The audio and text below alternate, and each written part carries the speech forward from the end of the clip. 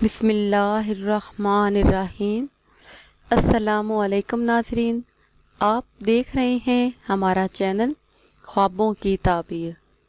امید کرتی ہوں کہ آپ سب خیریت سے ہوں گے اور دعاؤں میں ہمیں یاد رکھے ہوں گے۔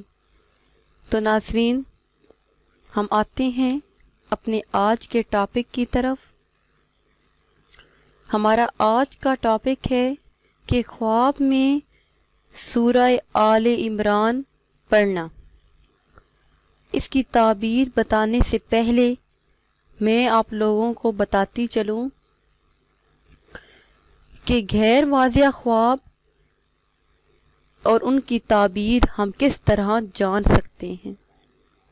کہ اگر کوئی آدمی ایسا خواب بیان کرے جو واضح نہ ہو اور جس کی تعبیر نہ نکل سکے، تو تعبیر بتانے والے کو چاہیے کہ وہ صاحب خواب کا نام دریافت کرے، حساب کے ساتھ اعداد جمع کرے، پھر حاصل جمع کو 11 پر تقسیم کر کے جو باقی بچے اس پر یہ حکم لگائے۔ اگر ایک عدد باقی بچے تو ناکامی ہوگی، اگر 2 عدد باقی بچیں تو غم اور نقصان پہنچے گا، مگر انجام اچھا ہوگا۔ اگر 3 عدد باقی بچیں تو 3 اشخاص کی مدد ملے گی۔ اگر 4 عدد باقی بچے تو علم نجوم حاصل ہوگا۔ اگر 5 باقی بچیں تو کوئی فوجی عہدہ ملے گا اور غیب سے مدد حاصل ہوگی۔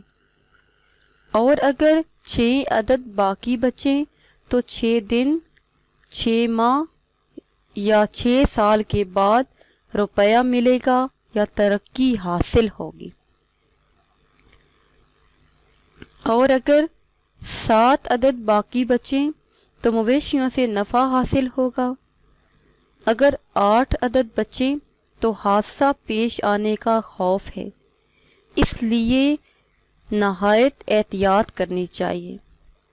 اگر 9 عدد باقی بچیں تو برا شگون ہے، مگر آخر میں کامیابی ہوگی۔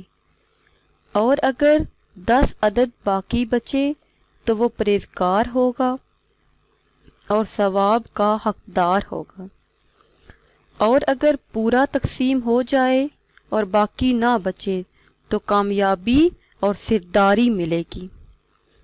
تو ناظرین، غیر واضح خواب کی تعبیر جاننے کا دوسرا طریقہ ہم آپ کو اپنی اگلی ویڈیو میں بتائیں گے۔ اب آتے ہیں اپنے ٹاپک کی طرف کہ خواب میں سورہ آل عمران پڑھنا۔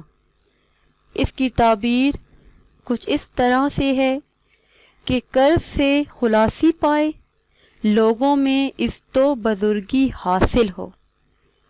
تو ناظرین، اگر آپ کو ہماری ویڈیو پسند آئی ہے تو اسے شیئر کریں اور لائک کریں تاکہ ہم آپ کے لیے مزید اچھی ویڈیو بنا سکیں۔